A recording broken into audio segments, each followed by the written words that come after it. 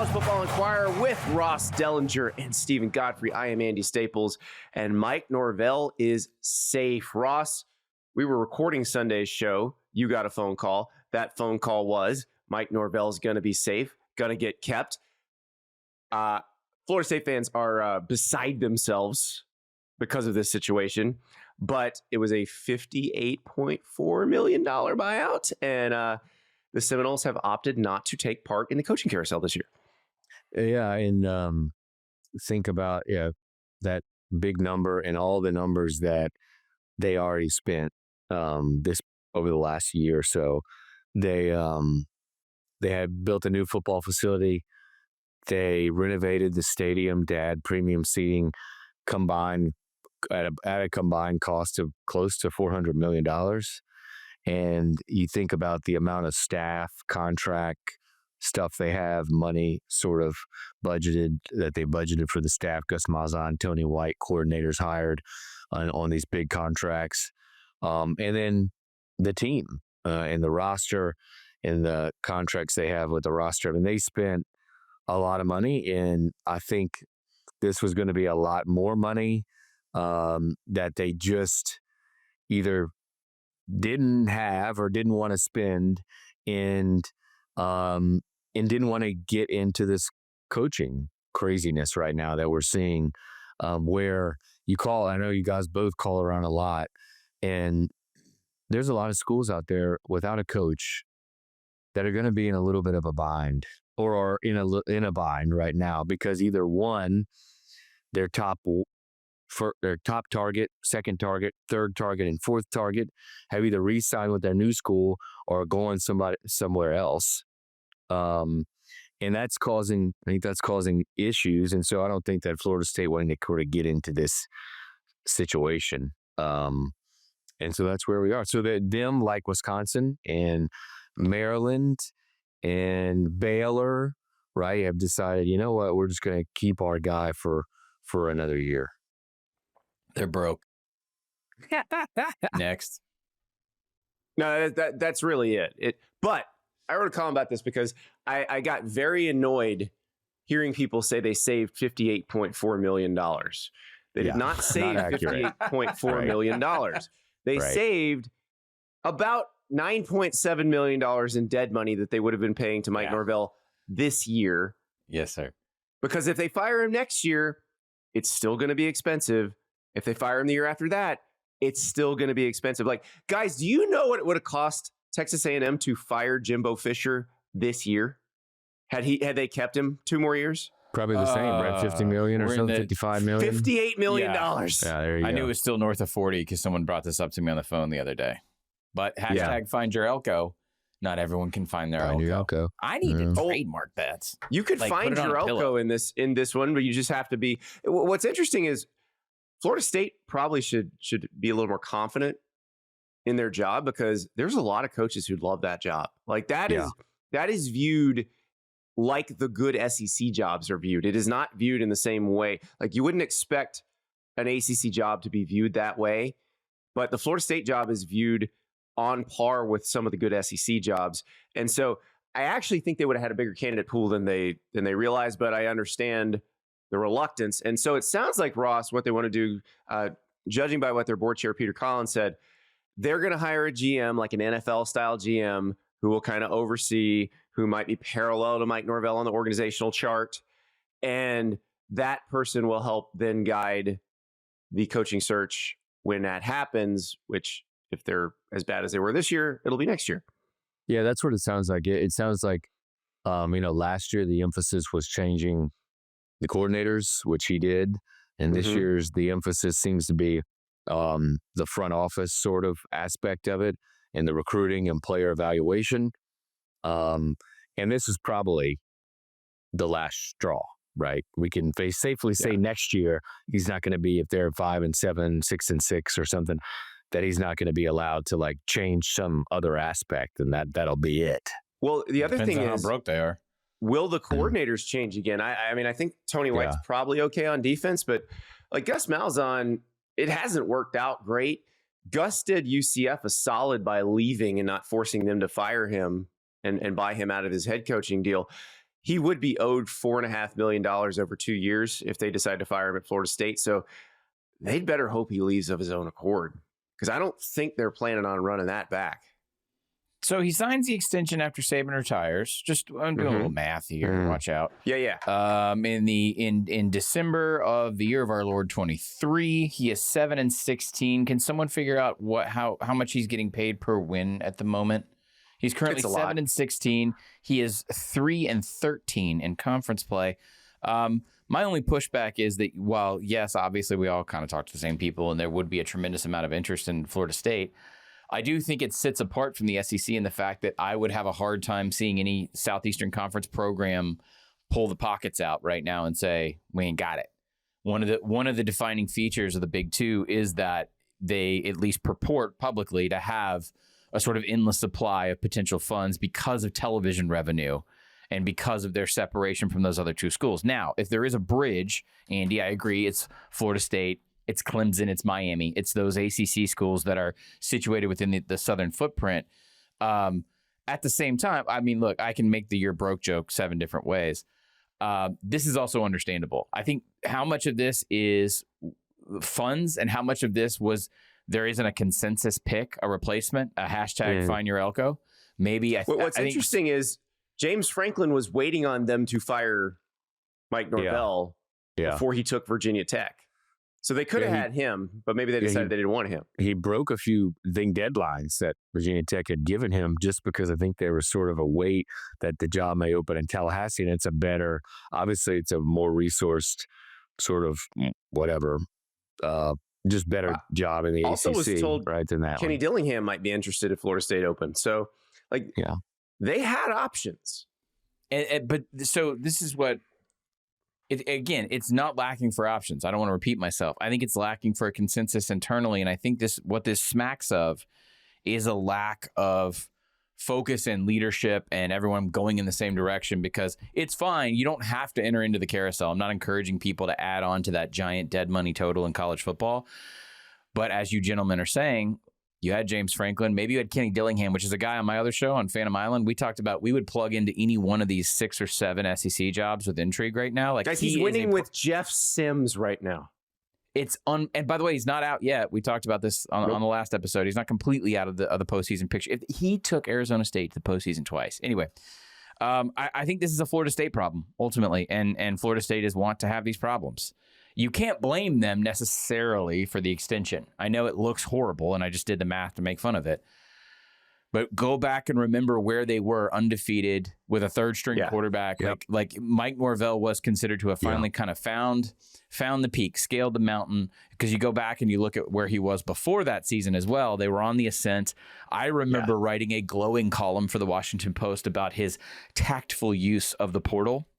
Right, grabbing Keon Coleman, grabbing guys like Jared Verse. It looked to all be coming together permanently, and they were going to be on top of the ACC.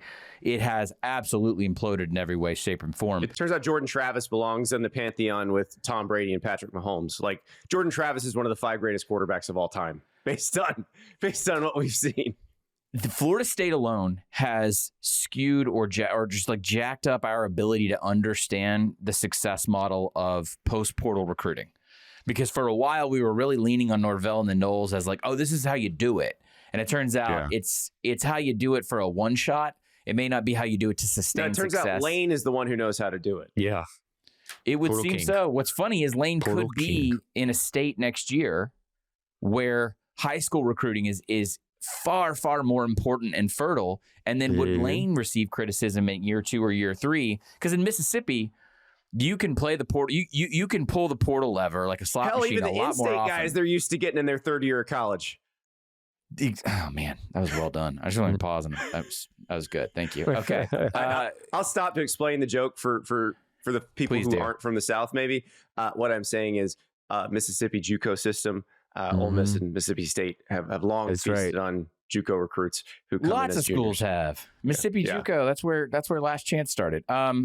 Florida, the state of Florida. Andy, you know this. Ross, you know this about Louisiana. You lose in-state. You lose in February, what we used to call February signing day. Then you're going to lose. Period. And so it'll be fascinating to see if someone like Lane experiences a Norvell-like scenario in which you cannot be overly reliant on the portal no matter how many times you hit on a skill position player, because the bottom line is it's a trench game. Yeah, this is a wonderful transition I didn't intend on, but I don't know if Norvell becomes a cautionary tale for Lane necessarily, but Florida State is a great example of I don't care how often you hit in the portal, you have to win in the high schools. Yes. Yes, and Florida State is a unique animal when it comes to high school recruiting because it is a school in Florida. Yes. But for those who don't travel through Florida very often, Florida is probably 3 different states. And Florida State is essentially in South Georgia.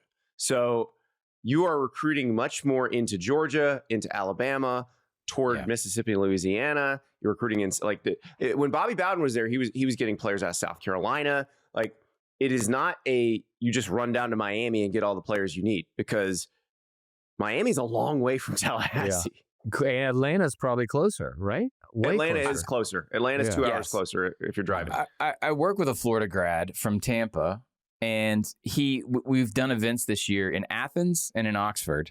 And he looked at me in Athens 2 weeks ago and he said, I really do realize, like, the part of Florida I'm from is less SEC than this is, right? So to your point, Andy, Tallahassee and Clemson are much more culturally aligned with, like, what I call the khaki confederacy of Alabama, Georgia, Ole Miss, those big, like, polo wearing state schools than even Gainesville is. Certainly Miami's obviously in a completely different universe. So Florida State should be looked at like an SEC school. Financially, not so much. Things are different. They'd love to be an SEC school. They would love it.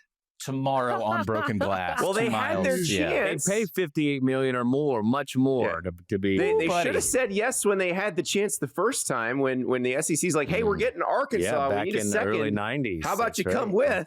I think a certain football coach was like, nah. It's like, "Hey, buddy, nah, dadgummit, we're gonna keep winning the ACC." Yeah, I don't want to be playing Alabama every year, bud. So yeah, that's right. Yeah. And then ACC Bobby Bowden's son, Tommy, who was the Clemson coach, gave me the greatest piece of advice that I think I've ever heard. Never lose to Wake Forest on a Thursday night. Yeah. That's like the great 30 Rock line. Never go to a second location with a hippie. Never lose to Wake Forest on a Thursday night. Exactly. That's it's one of those good. It's a t-shirt. Yeah. It is sage advice. Okay. So Florida State not taking part in the carousel. We've seen this happen at Wisconsin, which, by the way, the Badgers have gotten a bounce out of this. They have beaten Washington and Illinois since deciding to keep Luke Fickell. They're the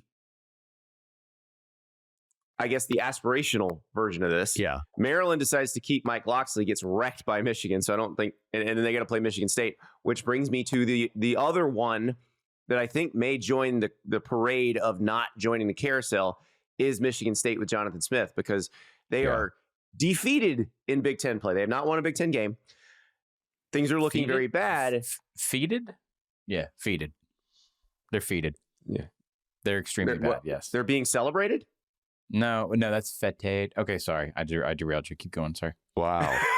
Sorry. I'm a little punchy. Fun with homophones. But yeah, so they have not won a game in Big Ten play. I think they are probably going to not take part at this point, unless things just get really bad against Maryland at Ford Field. Yeah, I think this is a big weekend for them, because it feels like they need to stop the bleeding here. They've been close. They almost beat Iowa last week. Yep. They've had a couple other like really tight games that have come down to the wire that they've lost. This feels like a big one. I think it's tough. If you end it on a high note and beat Maryland, it's certainly a lot easier. The Ford Field, the game, as Andy Mitchell, has moved from East Lansing to Ford, and I think it's probably going to be like sort of a sad scene. I can't imagine like a ton of tickets were bought, but if they pull it out, you got to think that they don't want to get involved in this sort of coaching care. So if they lose that game, it's going to be a really hard decision, But people up there do seem to believe that they need to do like everybody else, like Wisconsin announced, and to a degree Maryland, of we need to invest more, we need to pour more resources into the program So we're going to keep our guy. We're confident in him, which is sort of not the thing Florida State did. They've poured all the resources in. Right. So that's why a lot of people were surprised, because there's really not much more they can do unless they clean house with the front office like we talked about. But like resourcing wise, they're spending it. Yeah. That's the difference with Wisconsin as well, because Chris McIntosh, the AD at Wisconsin, said, hey, especially in the early part of the NIL era, we were not resourcing the payroll properly. And he said that they're going to do that from now on, that Luke Fickell will be able to field a competitive roster. That was not the problem at Florida State. Florida State was giving Mike Norvell what he needed resource-wise to get a competitive roster. They just didn't. And so we'll see what happens. Before we leave the coaching carousel, I would like to let up-to-the-minute Lane Kiffin update. It's 9:27 a.m. on Tuesday. Make sure you mark the date. This is one of those. It's like in the movies where they have the sealed bids. Like people are putting their sealed bids in envelopes, and Florida and Ole Miss and LSU are just going to drop them in Jimmy Sexton's little mailbox that he keeps on the desk, and then he and Lane will open them maybe Thanksgiving before they go play in the Egg Bowl. Yeah. Did anyone see the press conference on Monday? That'd be great. Yeah. That was a higher level of uncomfort and resistance and sort of just like petulant anger than normal. And he gets a little chippy in those weeklies, but he's in a bad way right now, not wanting to do those. Well, and he's clearly, if you guys haven't noticed, he went 3 or 4 straight days without tweeting, which is big for Lane and unusual for Lane, since he was on quite a tear all last week, tweeting like it seemed like every hour, and sort of whether he wanted to do it or not, poking his own fan base and other fan bases by his tweets. And I think in the meeting with Ole Miss on Friday, I'm just going to guess here that there was a little bit of, tone it down. And then he carried that over in a way to the press conference by like just shutting it down, right? Not answering any questions about his future or coaching or whatever at all. And so I think there was a sort of an edict to Mr. Kiffin of, look, you're going to stay here. You're not signing. You haven't signed your contract. Please stop like poking the bears, I know there's some frustration on that staff. And I know there's a tremendous amount of frustration in the building, and by building I mean the athletic director, that level down. That's obvious. That's not really reporting. There is some frustration level on that staff. One of the things that's consistent about Kiffin that I've been told for the years is that he genuinely does not know how to receive criticism. He doesn't really. If you think about Lane as sort of like a personality archetype, part of what makes him so successful as an offensive play caller and a media figure is that sort of like concentrated will and ego. And so right now, I think what he's seen from folks I've talked to in the last 3 or 4 days is he's kind of shocked at the pushback. Yeah. He's kind of shocked that this isn't really going to along the way that Kiffin originally thought. And what I mean by that is I think he was originally shocked at the idea that he wouldn't be able to coach the playoff at Ole Miss if he went somewhere else. Well, I can tell you for a fact, he's still incredulous that Ole Miss has told him he won't coach the playoff as a coach in waiting at Florida or LSU. He genuinely does not understand why not, which is why I took such umbrage. He's the only coordinator who ever got fired in that situation. How does he not understand that? I am only speaking fact, which is why I sort of my jaw hit the floor when I saw the stumping on game day, because it was very obvious where it was coming from and how they were filtering it. He doesn't understand why people are upset, genuinely. He kind of thought this would be a more fun Willie Won't He saga like he did in 22. And there's look, I've said on the show before, and I've written about this, there's an increased amount of, hey, let's move on. We feel pretty confident in the way that we pay players and the structure that we've got at Ole Miss. It's funny because I was talking to some rank and file LSU boosters yesterday, and there's also a pretty significant concern shared amongst LSU and Florida, which is that one of us is going to look like an idiot. One of us is going to look terrible for this. Somebody's getting left at the altar. Yeah. Yeah. Somebody's going to have to introduce a coach and pretend it was their first choice. Yeah. Exactly. When everybody knows it wasn't. That's a different paradigm than what Ole Miss is facing because they've lived this before. They've dealt with Lane. And it's so funny to be up here in Tennessee, guys. I can't say that enough because how good is it, especially after what happened in Gainesville the other night, to be a Tennessee Volunteer right now? They feel I know they're not in the playoff race, but that's the calmest Rocky Top has been in the last 20 years and a genuine satisfaction for not being in this. I also want to point something out real fast. I was thinking about this yesterday. I was going to workshop it with you two gentlemen who are better informed than I. We are still in this poaching era, right? Where we want to go out and we want to get a sitting guy who's an all-star name. That's what happened with Brian Kelly at LSU. Obviously, that didn't work out. Mario Cristobal at Miami hasn't really changed their fortunes. They win more games and they spend more money, but their fortunes are still the same, right?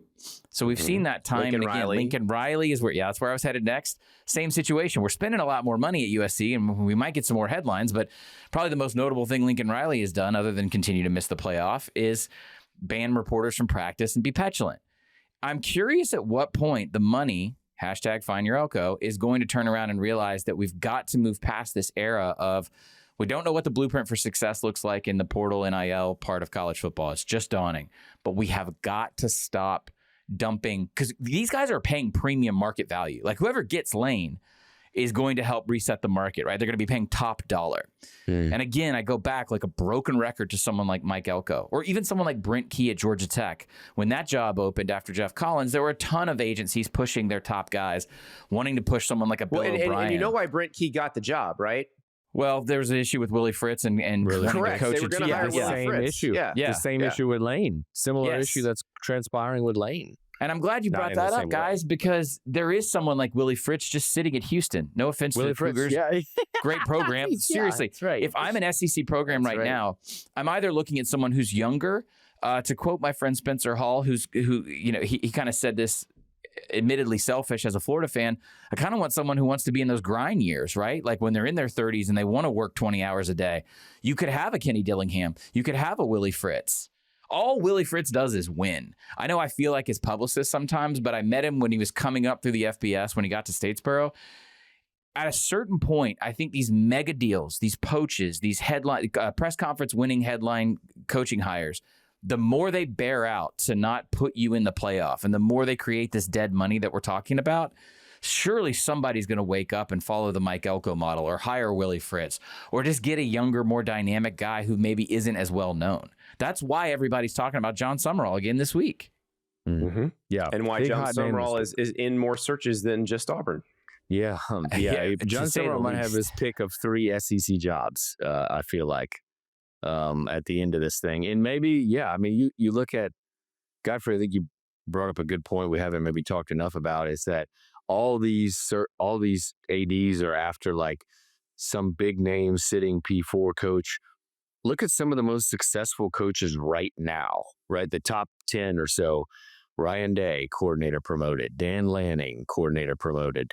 You can go back to even, Kirby, Kirby coordinator. I mean, this happens a lot, even way back ago, right? Dabo, coordinator promoted. Dabo, he was a receivers coach. Or receivers coach, yeah.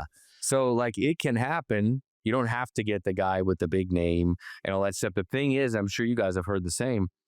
There's hardly any coordinators in the mix for any of these jobs. It's bizarre. It's a weird cycle. Because you haven't heard Will Stein's name. You haven't heard Glenn Schumann's name. Those were names. Like in other cycles, those would be the hot names. The theory that I've been pushing is that it will be the Dan Lanning tree eventually because it's a younger, more player-focused and NIL portal-friendly approach. It's kind of the way like Meyer arrived in the aughts, like you talked about a couple of weeks ago, Andy, and we sort of understood that tree and it became very in vogue. We're not there yet because it's like the tree has not borne fruit yet. You could hire a Kenny Dillingham, and I think you should if you're one of these jobs. Dude, if you're Arkansas and you ended up with Dillingham, that's a huge coup. But I don't understand the only way you can qualify the Brian Kelly, Scott Woodward era at LSU is that if someone decided, I think I'm going to take up meth and I'm going to cook it in my house, and the whole thing exploded. It was the most embarrassing thing you could do. And LSU and their governor is poised to try and do another sitting head coach headline coup hire. And let me ask you one more question. Kenny Dillingham, John Summerall, Hell, Ross, let's hire Will Stein real fast. Let's hire Glenn Schumann to any one of these SEC jobs that I just mentioned. If they go 9-3 next year, we in the media are going to sit here and say, unqualified success. Way to go. If Lane Kiffin goes 9-3 at LSU next year, and they're a game off of the playoff, you overspent. Failure. You overspent to fail again. $13 million. That's right. Well, I love that you mentioned the Dan Lanning tree, because you know whose tree Dan Lanning comes off of, right? Todd Graham. Mike That was a Norvell. joke. I'm sorry. That was a joke. Todd Graham. I mean, yes, He worked for Todd Graham. He worked for Todd Graham. I know, but it's really the Mike Norvell tree. If we're being real about it. Yeah, it is. Yeah. And it all comes full circle. One more thing in the coaching carousel, by the way. Cal fired Justin Wilcox. They're going to hire Tosh Lupoi. That's pretty much all we need to say. Congratulations, new Cal football coach Tosh Lupoi in advance. All right. Okay. That's all we need. Yeah. Coordinator. Hey, all right. Yeah, Ron Rivera might have been working on this one before the body was out of the building. I'll just say that. Okay. Yeah. Let us now move to the field. But before we do that, I want to remind you that if you would like to see Steven Godfrey's blazer, it is a blazer this time. It's not a cardigan. It is officially a blazer. Ross Dellenger's nice looking, lovely beanie today. It's very tall. Very tall. Good took. Go to your smart TV. Turn it on. Look at the home screen. Find the Yahoo Sports Network. Hit the Yahoo Sports Network icon, and you can watch all of the Yahoo Sports Network shows. If you are not around your TV, but you have your phone, your tablet, your laptop, yahoosports.tv is the address. That's yahoosports.tv, and you can watch all of our shows on video, on demand. You see the gloriousness of Steven Godfrey's hair. I'm telling you, if you've never witnessed it before in person, thank you. It's a lot of work. It's not Kevin Clark levels. That's kind of what we aspire to here. Okay. Yeah. We're going for Kevin Clark. When you shake it and it yes, it thank flops, you. It's a lot of work. Okay. Yahoosports.tv. It's very foppish. If you want to see that. Yeah. I'm not, I carry fop. I'm a Dapper Dan man. We know. We got you. You're a Dapper Dan man. Just spit on the mic. When we come back, huge games, lots of road favorites, which means it's about to get bananas. We're back at the College Football Enquirer. It is rivalry week. And guys, there are so many games that have college football playoff implications, that have massive rivalry implications, that have pride on the line, that have you name it. But what's amazing to me about almost all of these games is the road team is the favorite. And typically in college football, when the road team is the favorite, or when you have a lot of road favorites, you tend to get chaos because home field advantage is a more real thing in college football than it is in other sports. Yep. Yes. Yep. In fact, did we talk about this last time? Like the three playoff teams in the SEC playing on the road. The odds are pretty high odds that one of those teams is going to lose, right? Either Ole Miss, Texas A&M, or Alabama. You know, I mean, maybe they're not bad odds that two of those three are going to lose. It would be pretty wild if all three lost, but expect one. All single-digit spreads. Yeah. And Georgia is a neutral site game, quote unquote. That's 2 miles from Georgia Tech's campus. Now, look, Georgia fans would be able to get tickets, whether that's in Mercedes-Benz Stadium or Bobby Dodd Stadium, so it's not going to feel like a true road game for them anyway. That's the one with the double-digit spread that feels like two teams going in two different directions. The Iron Bowl, Texas A&M Texas, Egg Bowl, all have a bunch of stuff going on. They all feel like they could be pretty wild. I have shrugged at the Iron Bowl. Andy has passionately defended the potential for weirdness. So maybe we start there. Okay. Well, would you like to know what happened the last 3 times they played the Iron Bowl in Auburn? I'm going to lose this argument. Go ahead. Jordan-Hare Stadium. All right, 2019. Mac Jones replaces Tua Tagovailoa, who is out with a hip injury. Mac Jones throws 2 pick sixes, one to Smoke Monday. Love that name. The other one, I'm blanking on the guy's name, but he returned it 100 yards. And Auburn wins by 3, 48-45. 2 years later, Auburn is winning 10-3 with about 1:35 left in the game.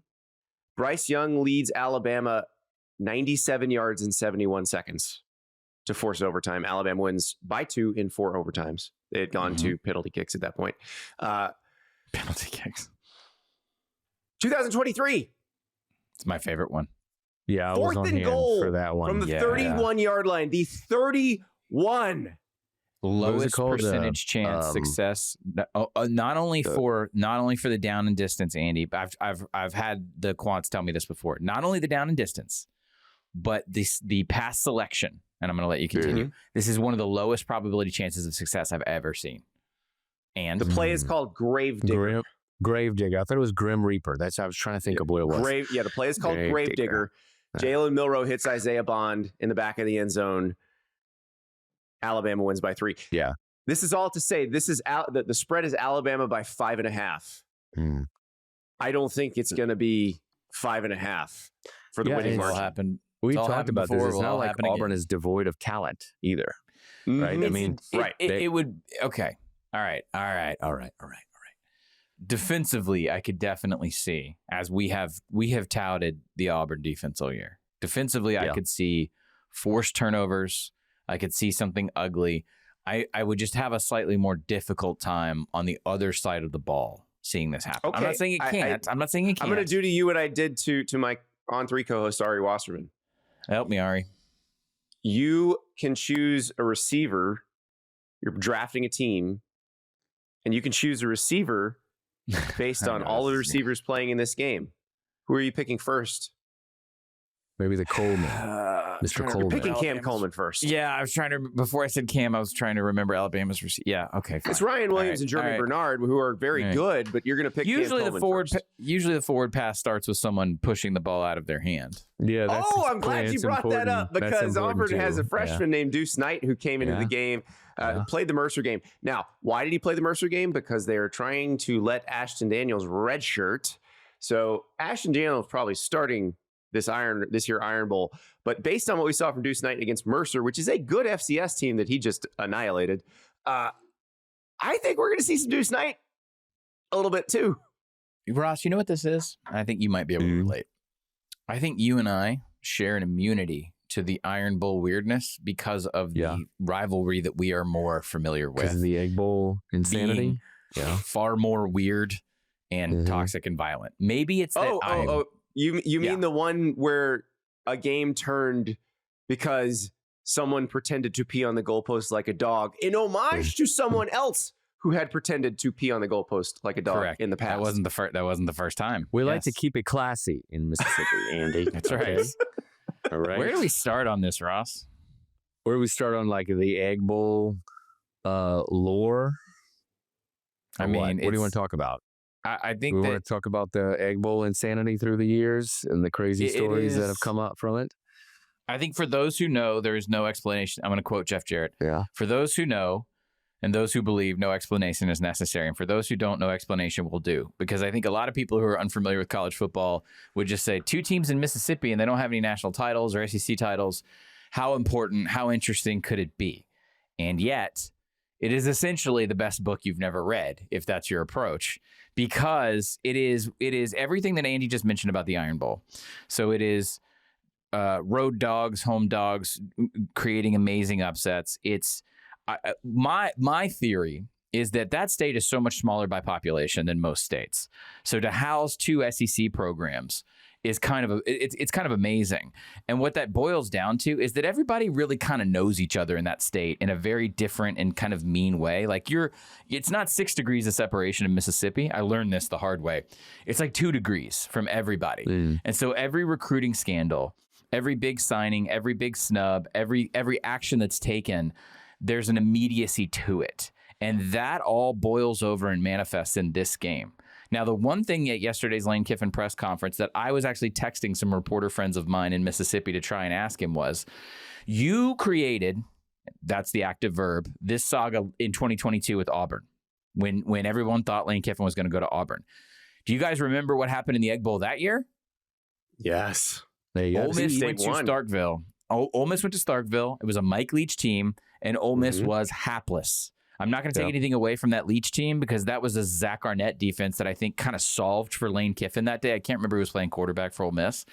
The Zach Arnett defense, that may be one of the reasons why Arnett ended up temporarily as the head coach at State, because it was that significant a win, but also it was that effective of a game plan. Yeah. This is a totally distracted Ole Miss roster, totally distracted Ole Miss coaching staff that has varying different opinions about what's going on, not to mention what's going on above them, okay? They are going into Starkville. How many wins does Mississippi State have? In the SEC, they have one. No, total. Need one bowl. We need one for bowl eligibility, baby. Guys, this is shaping up to be. And by the way, there's a lot has shifted in the playoff discourse. Ross, you can speak to this, where this idea of it's a 10-2 Ole Miss. Surely they're in, right? Remember how everybody kept saying Lane Kiffin could be like losing Jordan Travis is what you might be saying. Remember when everybody was saying, they're going to punch their ticket. They're going to punch their ticket. And I kept saying, this is Mississippi. Nothing is true until it happens. And even then, in hindsight, we're still going to claim the myth. Okay. Nothing has happened yet for Ole Miss in the playoff. They could go 10-2. They could be left out of this thing. And this could be the signature defining program turning win for Jeff Lebby, Lane Kiffin's former assistant, who was also the head coach in waiting.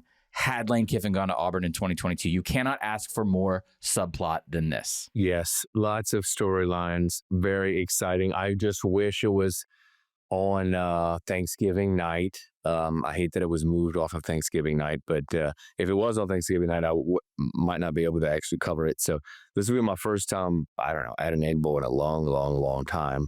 And I'm obviously there for one reason, the guy causing a lot of the sort of circus the last couple of weeks.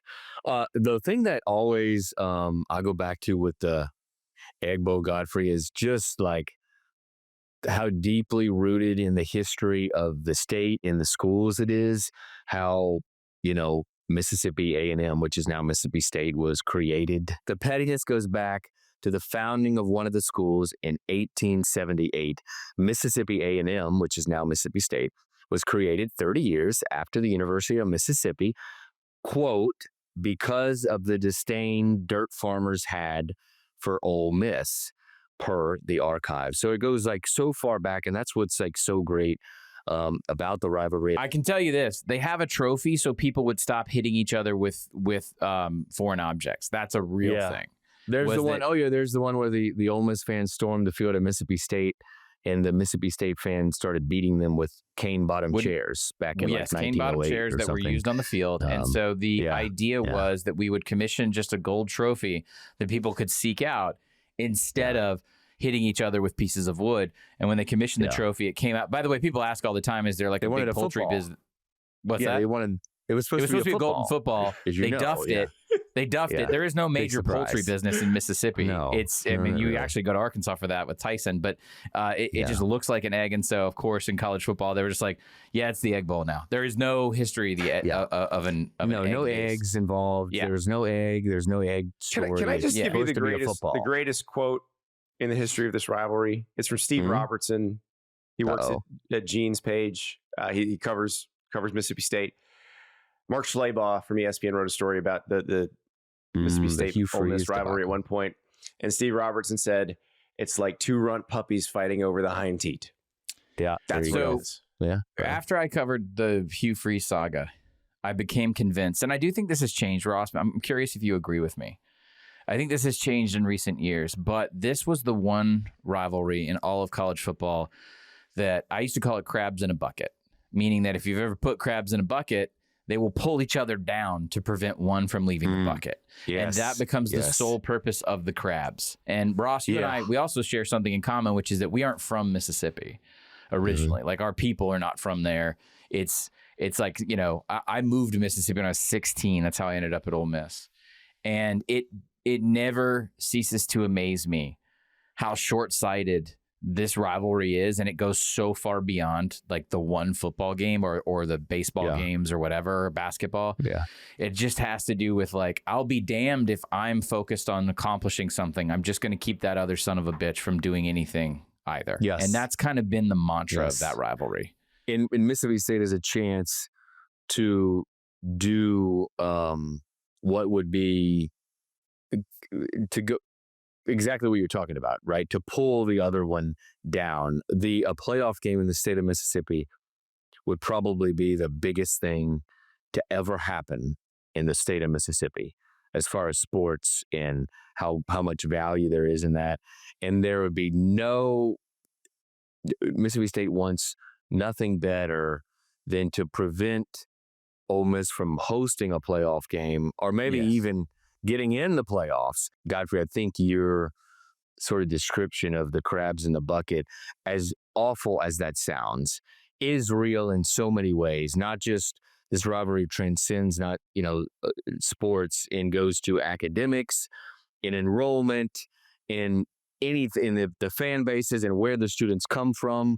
I mean, just it goes to everything. And it is sort of everything for the state. There's no pro sports, and it's just sort of it. In the stories on the recruiting trail, especially back in the day when Jackie Sherrill was at Mississippi State, and Brewer was at Ole Miss, and then Tuberville, are really like almost hard to believe stories that transpire based around this game and this rivalry.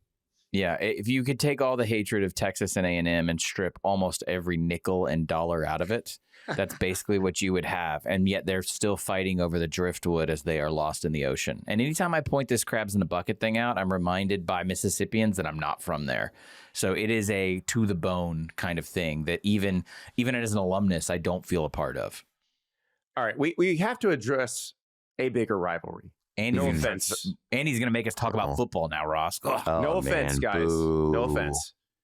There is a little game in Ann Arbor, Michigan involving two fairly large state universities that hate each other with massive stakes.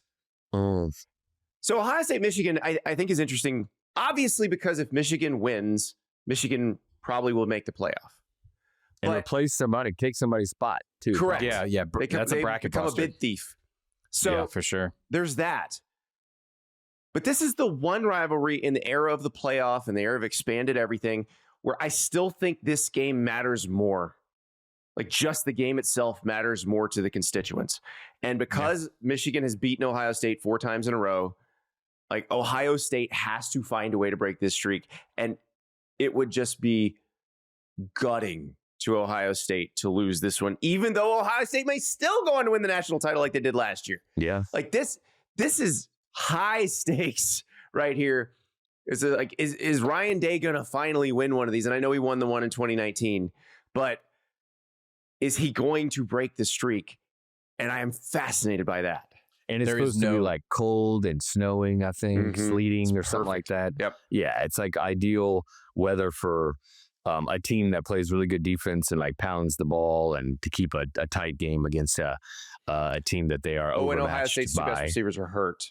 Yeah, there's that but too. They'll probably play. So we're seeing the makings of an upset, as they like to say. This is the true definition of a Faustian bargain for Ohio State, Andy, what you just said.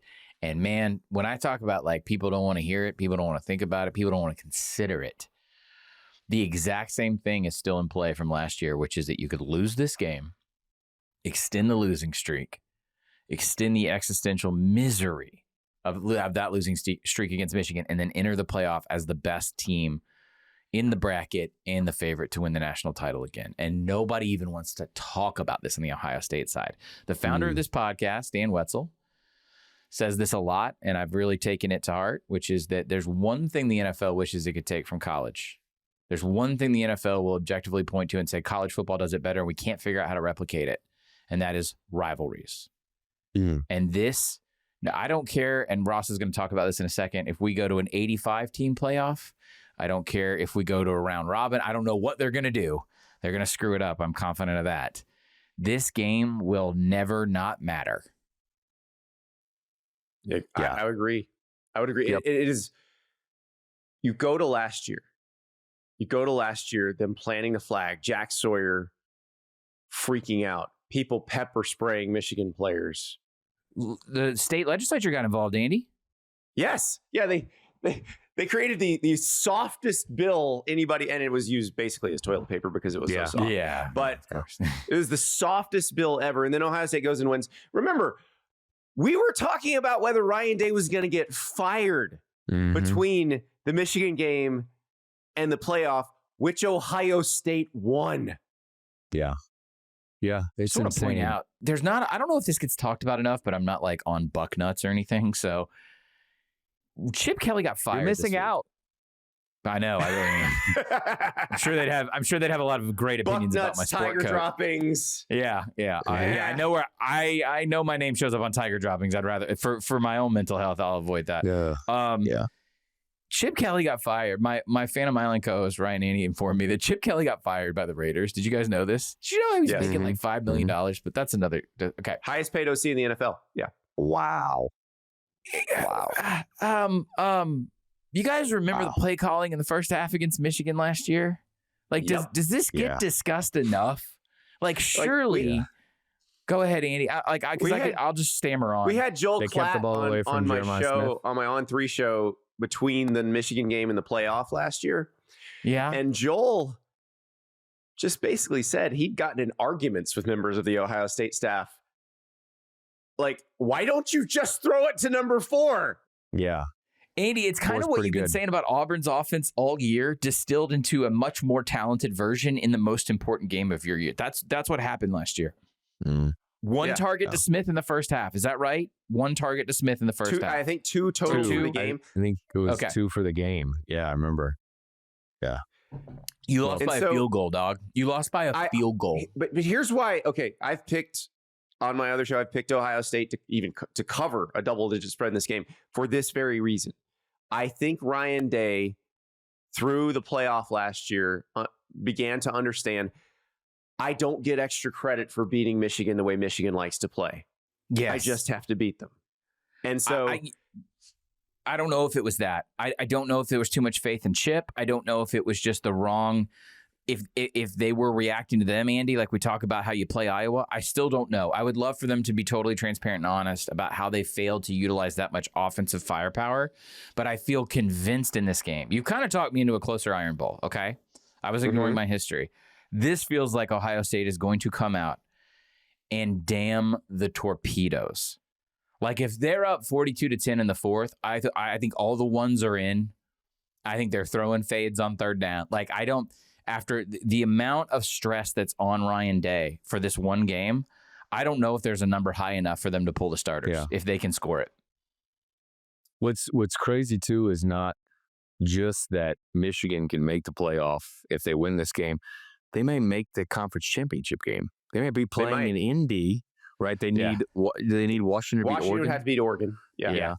They need Washington to beat Oregon. I mean, that's not like out of the question. So it's pretty wild that this game is now coming down, even though we sort of thought like mid-season or so, this probably wouldn't be the case, that Michigan probably didn't look necessarily like a playoff team, but it's coming down to the point where you could win a 5th straight in this rivalry and to make the playoffs and maybe make the conference championship game, with a lot of things swirling, as both of you know, and I'm sure I've heard about Sharon Moore's job. Yeah.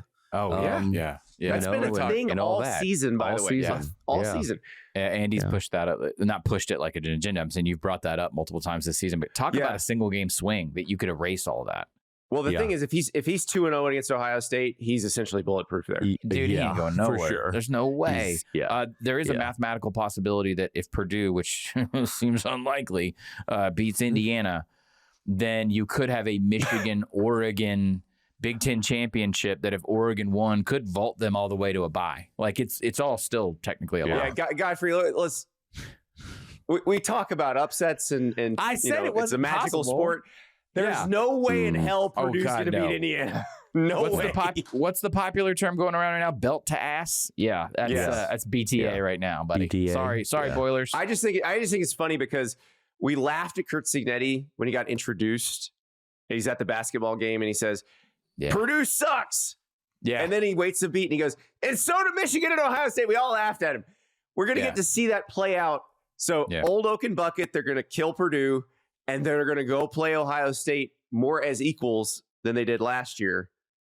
And we'll see how that goes. Yep. Ohio State's got to win this. The inventory of the Big Ten still lacks. Andy has said we got to wait 3 or 4 years. And that is true. We're not getting the quality inventory week to week in the regular season. One thing is I think about to become true, which is that unlike the SEC, the Big Ten is about to create another true power for the next 3 or 4 years that we will have to reckon with in the top 4, top 6, every playoff ranking. Well, and that's what we were looking at USC's schedule. I was having a Lincoln Riley discussion with someone, and they're like, look at USC's schedule for next year. And I was like, oh, crap, they have to play Indiana and Ohio State at home. Like, what a the idea weird of someone statement, but saying, like, including Indiana in that sentence 5 years ago would have been insane. Totally. So, okay, so this game has playoff implications, obviously. If Michigan wins, it's going to really shake up the playoff rankings. Ross, you had some news this week about the college football playoff and future formats because there was a deadline. Yeah. That deadline is moved.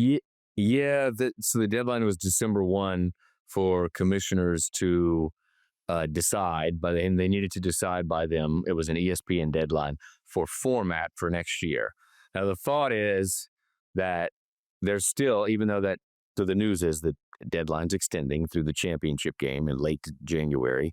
So they have 2 more months roughly to debate over what the format might be and come to an agreement on the format for next year.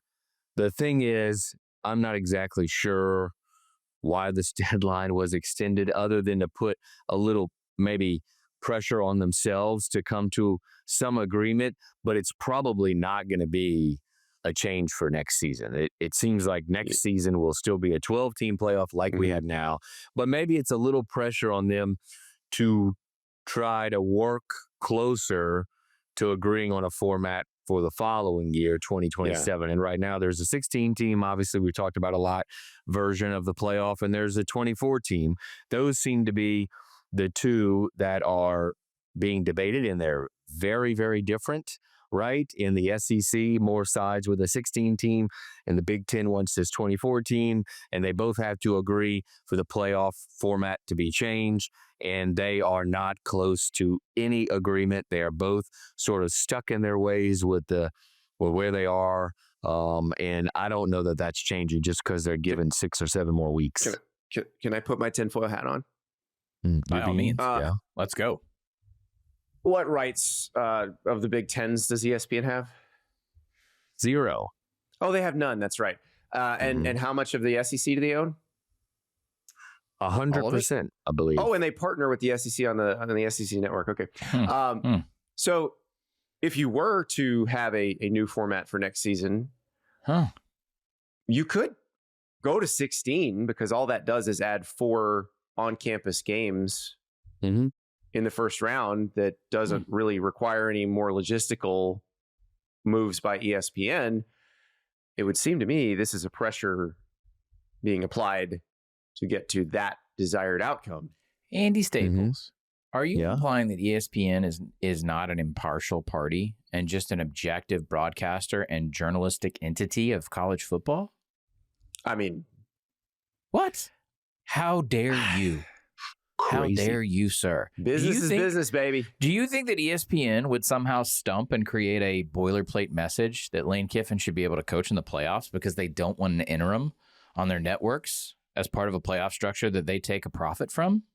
Sir, I actually think that's a little bit too much. Like you need the tinfoil hat for that. A little bit conspiracy, too much conspiracy. Yeah, I'll conspiracy to a point, but that is thinking way too hard, I think. All I'm saying is, yes, I'll be damned before I have Joe Judge coach a playoff game. Oh, I absolutely believe they did. They on my network. Wait, hang on. You guys both know how Bristol operates. By the way, John Skipper's not on ESPN anymore. There's nobody with a Southern accent in charge of ESPN. Was that Bob Iger? Like, is that Bob Iger's accent? No, I will absolutely stand by and tell you that in Bristol, and you gentlemen know how Bristol works, they want Lane Kiffin in that playoff that they are broadcasting and selling the rights to TNT. Yes, hell yes, they want that. Hell yes, they're advocating for that and they're stumping for that. They absolutely don't want him on the sideline talking about, well, things are going to be great here at LSU or Florida or whatever. Yeah, no, they absolutely want that.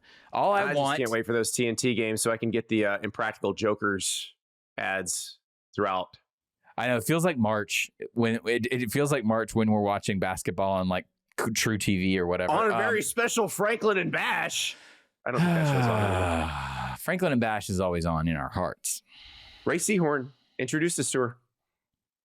Hope everybody's watching Pluribus. I got to catch up. No spoilers, please. No. We won't say a word about that show to anybody. Very excited about that. When we come back, I got a feeling I got to get back to 500. I really need to. Welcome back to the College Football Enquirer. It is time for I've Got a Feeling. You think football is still fun? I feel great, man. I got a bad feeling about this. I am now under 500. I thought I was going over 500 last week. Iowa let me down. We'll get to me punishing Iowa for that in a bit. But first, Ross Dellenger, your pick. Yeah, because I'm third and last and have no hope at all. You have the honors. Hurry it up. Yeah, I think I'm 6 games below 500. So you should, if you were picking opposite of my picks, you would be very rich right now. I've got the Vols at home as a 2.5 point favorite, beating Vanderbilt and keeping the doors out of the playoffs, covering by at least the field goal. I just think we saw what Tennessee did at Florida, which I know Florida's got an interim coach and all that stuff, but I mean, they stayed competitive against Ole Miss and against Georgia. And I just think Tennessee's playing good football right now, and they're going to do enough to sort of slow down Diego Pavia and the crew just enough. And the doors are going to be on the outside looking in, because there'll be nothing better, I'm sure, than Tennessee fan base to keep their lowly in-state rival, who they think very little of, out of the playoff. Can confirm all of that up here in Nashville. Yes, they are on cloud nine after Florida, but they do not want to see Vanderbilt succeed. Absolutely. And they especially don't want Vanderbilt celebrating at Neyland Stadium. No. I think this is a styles make fight situation, and Tennessee's style is a very difficult one for Vanderbilt, for their defense to deal with. You saw this last year. Remember Vandy? I think Vandy had a kickoff return or something, and Vandy jumped out to a lead, and then by the end of the first quarter, it was clear Tennessee was going to pound them. So I do think Tennessee might be stylistically a bad matchup for Vanderbilt. So we'll see. But I know how bad Vandy wants this, and I know how bad Tennessee wants to stop it. So that's, again, another one that's going to be a lot of fun to watch. Godfrey, what's your game? Well, it's the national championship, boys. Let's go. Of Mexican college football. You remember BNTV? I think they had the American Athletic and Conference USA. So on BNTV on Friday nights, you can also go to live.tec, that's tech.mx, and watch the live stream. Tec de Monterrey and the Tigres, Auténticos Tigres. I apologize for my pronunciation. So basically, guys, here's what I want you to envision. Take the Iron Bowl, take Michigan, Ohio State, take a classic college football rivalry, put them essentially in the same region and city next to each other, have them play in the national championship game for 4 years in a row, but have one of those teams win every time, often inexplicably. And that is basically what is going on with the Borregos of Monterrey Tech. I was in Monterrey earlier this season for the regular season game between these two. These two programs, both in the same city in Mexico, in Monterrey, are the undisputed number 1, number 2 in college football down there. Okay, if you want to tune in, you're going to see basically Monterrey Tech, which is the flashy private school. Okay, they have kind of the Ram style helmets. So you're going to see an air raid. You're going to see like a Dylan Raiola, Patrick Mahomes type quarterback experience, and then you're going to see, for the public school, Tigres, you're going to see a triple option. Brother, it's pretty damn close. It is a Haynes King, Georgia Tech, modern Georgia Tech meets the Veer, and they want to grind it. They want to play ball control. Andy, when I was there back in October, Tech has never lost in their new stadium. It's 5-6 years old. They've never lost a home game. They were going to lose the game before an inexplicable special teams turnover. All right? They grind it up, and then the flashy private school plays very much a sort of classic mid-aughts Texas air raid. It is a wonderful styles clash. The fans go ape. It is absolutely one of the best environments I've ever been in my entire career. And you can watch this. It's on BN. It's also, again, live.tec.mx. You can watch the live stream. I am picking Tec de Monterrey because they always win this game in the most heartbreaking way fashionable. And they are essentially the Alabama of college football in Mexico. So you have to tune in. It is really, really fun. I swear to you, it's worth tuning in. And there's no spread because it's illegal to gamble on. It is illegal to gamble on college sports in Mexico. Wow. So again, everything else is legal, but that's illegal? Correct. Wow. So yeah, bullfighting legal. I mean, Gambling on college sports. it's illegal. yet another reason that our friends to the south may have a better moral compass than us. You cannot gamble on student athletes playing sports. So tune in. It's going to be awesome. It's going to be at Tech because they won home field advantage. It's a 4-team playoff. I could talk about this for hours, but it is really fun to watch. Go watch Tech de Monterrey and Auténticos Tigres play again in the national championship. Mine is back stateside. We go to Lincoln, Nebraska, where Iowa is a 6-point favorite on the road at Nebraska. And I'm going to punish the Hawkeyes because I picked the Hawkeyes to cover against Michigan State last week. They won, but barely. They were supposed to win by 16.5. They did not. So I'm going to punish them by picking Nebraska, but I'm only picking Nebraska because math. The last, bunch of games that these two teams have played, do you guys recall the last time somebody won this game by more than 7 points? Oh, man. Either team. No. It was 2017. The last two games were 13-10 Iowa victories. So I'm just going to go with what they always do. And since one of the teams is favored by 6, I'm going to pick the other team. So I'm picking Nebraska to cover against Iowa. Nebraska got smoked by Penn State. The last time Nebraska got smoked was by Minnesota. They came back, played a really good game against Northwestern that they won, then played a tough game against USC that they lost. Now, I realize the difference there is Dylan Raiola gets hurt in the USC game. TJ Lateef had a great game against UCLA. He looked terrible against Penn State. I don't think Iowa's going to let him look very good, but I don't know that Iowa's offense is going to look very good either. Kronowski runs well, but they're still not a dynamic offense. So I'm going to expect this to be a low-scoring game. I would say pick the under 39.5 and pick Nebraska to cover the 6 points. All right. Steven Godfrey, you had a question for Ross, a Louisiana Thanksgiving question. How rice-based is your Thanksgiving? Do you know what I'm saying? Good question. Well, it starts with gumbo, so we have rice. Yes. Obviously, we put rice in our gumbo. Do you have a Thanksgiving gumbo over the rice? Do you have a Thanksgiving gumbo as part of the main operation? We do. Yeah, we do. And we do assortments of gumbo. Kind of depends on Thanksgiving or Christmas, how Grandma's feeling, whatever. But we do. Is there cranberry sauce in the gumbo? Sorry. We do. No. Andy, you're going to get out. They're going to drop you off the B-row, but Andy, get out. We do a chicken gumbo, which is actually like a hen. It's got to be a hen, Grandma. It's got the roux and all that. We had a chicken and sausage gumbo. And then we do a seafood gumbo. And I'm actually we're having for the first time in DC, we're having sort of a Friendsgiving. We're doing Thanksgiving here. And I am making my grandpa's seafood gumbo. So we have that. And then always a staple for holidays down south, which has rice in it, is, of course, oyster dressing, which people are like, what the hell is that? Now we're talking. The oyster dressing is like always the hit. This is where I was going, was one of the biggest shocks I had marrying into a proper Louisiana family. And my mother-in-law is from way down South Louisiana, where Ross is from. It is a rice-based starch culture, whereas in like the Midwest or maybe the more like Bible Belt South, you're going to get like stuffing, potatoes, mac and cheese. And I'm not here to open up that debate. And that's obviously like, that's what I was used to. Like the king of sides. I agree. Dude, I totally agree. I'm a redneck from Georgia.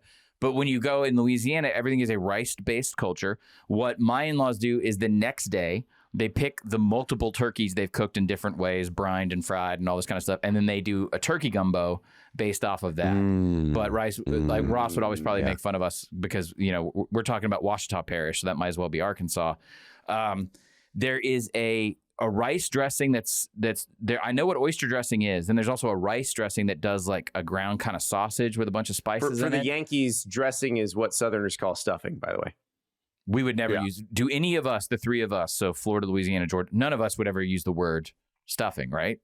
I didn't even know what that was. My mom's family's from Alabama. My dad's family's from South Carolina. So yes, we call it dressing. Yeah. Right. Well, I was going to say we are all Southerners, but the word stuffing doesn't. I don't know what that is. No. That's stovetop, right? The thing in the box? Yeah, that's right. Yes. Yeah, Okay. that's right. All right. That's right. Once again, making friends. Yeah. 3 white dudes from the South being a great representation. Yeah, that's right. Yeah. Guys, we do not have a show on Thanksgiving. We want everyone to have a happy, healthy Thanksgiving. Be careful if you're traveling. Don't do anything we wouldn't. And listen, we will be here for you on Sunday after all these incredible games we just talked about. We may know a Lane Kiffin destination by that point. Maybe Titans. Or Titans. who knows? That's right. That job is open. Is the Dolphins job open yet? Andy, thaw. We tell everybody, thaw the turkey.